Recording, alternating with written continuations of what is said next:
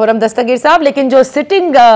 Party इन power होती है उसको सबसे बड़ा खतरा जो है वो हमेशा सेम पेज से रहता है। जहां उस पेज में जरा सी भी ऑल्ट्रेशन आती है तो फिर आपने देखा है कि हुकूमतें घर ही गई हैं। तो मैं यही जानना चाह रही हूं कि जब देखिए हमेशा होता है, हर दौर में हुआ है कि किसी ना किसी एक जमात के साथ, स्टैब्लिशमेंट के साथ मसाइल होते हैं, और जब वो दुरुस्तगी शुरू होती है तो द पार्टी इन पावर वो वीक होना शुरू हो जाती है। नहीं, देखिए, जो पार्टी इन पावर थी 2018 के बाद से, बानी चेयरमैन की जो फासिस्ट जमात है, उनके सामने चैलेंजेस क्या आए थे जिसमें वो नाकाम हुए? वो मुईशत को संभाला देने में नाकाम हुए कोविड के बाद। वो खारजा ताल्लुकात को तो बहुत बड़ा इशू बना है उनके दौरे हुकूमत में, उनको संभाला देने में नाकाम हुए। वो पाकिस्तान के जो वफाकियत है, जो सूबे हैं, उनको संभाला देने में नाकाम हुए, पाकिस्तान की जमहूरियत को संभाला देने में नाकाम हुए। इसका नतीजा फिर उन्हें एक पाकिस्तान की तारीख में पहले एक आईनी जो अदम एतमाद का वोट है कौमी असेंबली में, वो कामयाब हुआ। यहां हम ये देख रहे हैं कि उसके पिछली हुकूमत के बरक्स जो मुईशत की बहुत ही खराब हालत थी, उसमें इस्तेहकाम आ गया है। खारजा पॉलिसी में हमें वाज़ेह तौर पर हर तरफ से इशारे हैं कि हमारे दोस्त भी और दूसरे पार्टनर्स भी अब पहले से ज्यादा हुकूमत पर एतमाद कर रहे हैं। जो वफाकियत है, हम चारों सूबों को साथ लेकर चल रहे हैं, सवाए एक सूबा जो मुस्तकिल तौर पर हमलावर है, और इसलिए मुज़ाकरात किए जा रहे हैं कि वहां भी कोई ठहराव आएगा ताकि खैबर पख्तूनख्वा में रहने वाले हमारे भाई और बहनें जो हैं उन तक भी हाकिमियत के समरात हम पहुंचा सकें। तो वहां यहां तो पिछली हुकूमत के बरक्स हो रहा है कि जो अहदाफ सेट किए गए थे उसमें अल्लाह ताला कामयाबी दे रहा है, और जो चैलेंजेस हैं उन्हें भी इसीलिए हमारी कोशिश ये है कि हम सब मिलकर निपटें, जिनमें दहशतगर्दी सर फहरिस्त है। अच्छा खुर्रम दस्तगीर साहब, जब हुकूमतें जाती है ना तो फिर इसी किस्म की बातें होती हैं कि वो मईशत को संभाला नहीं दे पा रहे थे, उन्होंने जो तमाम सूबों को साथ नहीं लेकर चल रहे थे, और उन्होंने फॉरेन पॉलिसी के साथ क्या कुछ किया था। लेकिन जो पर्दे के पीछे असल वजूहात होती हैं, जो कि अब जबान ज़दे आम है कि जी इमरान खान बात नहीं सुनते थे,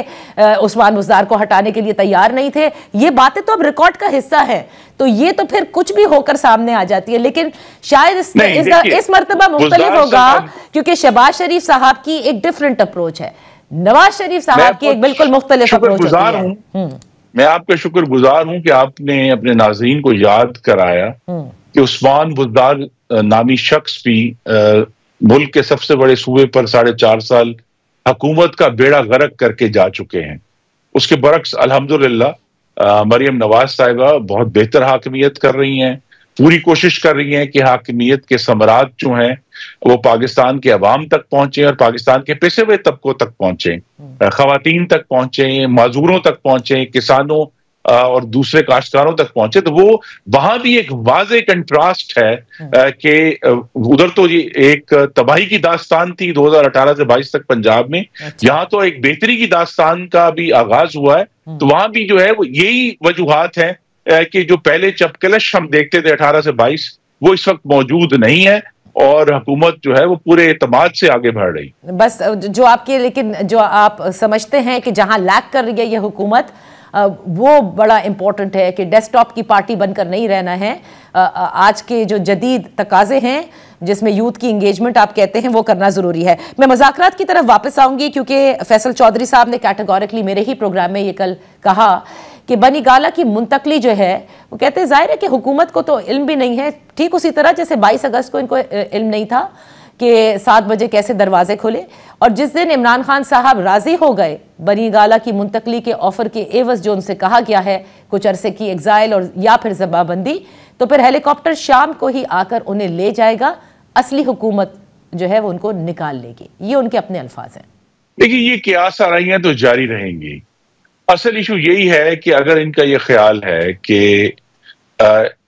बानी चेयरमैन बच सकेंगे 9 मई से, या बानी चेयरमैन का भी जो फैसला आने लगा है अल कादिर ट्रस्ट केस में, उससे बच सकेंगे, तो ये फिर अदालतों का काम है कि वो इस पर जो भी फैसला देंगी। लेकिन ये कहना कि जी अगर ये हम 1 मिनट के लिए सोच लें कि जी अदालतें जो हैं वो उस सौदेबाजी का हिस्सा हैं, तो फिर तो हम पाकिस्तान की तारीख में किसी वक्त भी इस बात पर यकीन नहीं कर सकते कि अदालत ने कोई दुरुस्त फैसला किया होगा। तो जो भी हमारे भाई हैं जो ये कहते हैं कि जी ये ऐसे हो जाएगा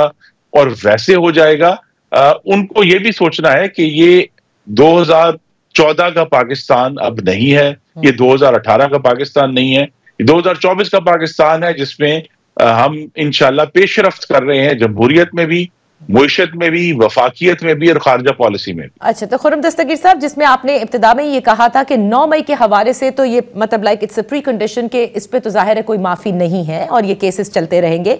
लेकिन 9 मई इसीलिए सिविलियंस का फौजी अदालतों में ट्रायल हो रहा है कि ये उनकी तनसीबात थी, तो इसलिए उन्होंने ही इसके ऊपर फैसले लेने हैं। अगर वो माफ कर देते हैं अपना बड़ा दिल करके और कहते हैं कि चलें ठीक है, हर सियासी जमात ने गलती की, आप भी माफी मांग लें, और इमरान खान मांग भी लेते हैं और वो माफ कर देते हैं, where does PMLN stand then on 9th में? जी, हमारा स्टैंड वही रहेगा, सिर्फ ये है कि अगर आपने जो एक कियास आराई की है, फिर हमें दोबारा तैयार रहना पड़ेगा कि पाकिस्तान की रियासत के ऊपर और दिफाई तनसीबात पर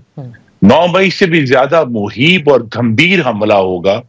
और फिर शायद कोई भी उसको रोक ना सके। अगर ये असूल तय हो गया कि आप इस तरह हमले करके पाकिस्तान की सियासत की शक्ल बदल सकते हैं, तो फिर तो पाकिस्तान में जो दहशतगर्द कुव्वतें हैं, उनके पास तो हम सबसे ज्यादा असला और ताकत और लोग मौजूद हैं। ओके, लास्ट क्वेश्चन, जो एजाज चौधरी साहब की प्रोडक्शन ऑर्डर का जिक्र किया है और आज कहा है कि वो जारी होने चाहिए, आप नहीं समझते कि ये होने चाहिए? यही शिकायतें आप लोगों की थी जब इमरान खान साहब की हुकूमत थी। जी, मैं जाती तौर पर समझता हूं कि जो भी शख्स का कोई पार्लियामान का रुकन है और इस वक्त वो हिरासत में है और उसके ऊपर अभी उसको सजा नहीं हुई, लिहाजा वो डिस्क्वालीफाई नहीं हुआ, उन्हें पार्लियामान में पेश करना चाहिए।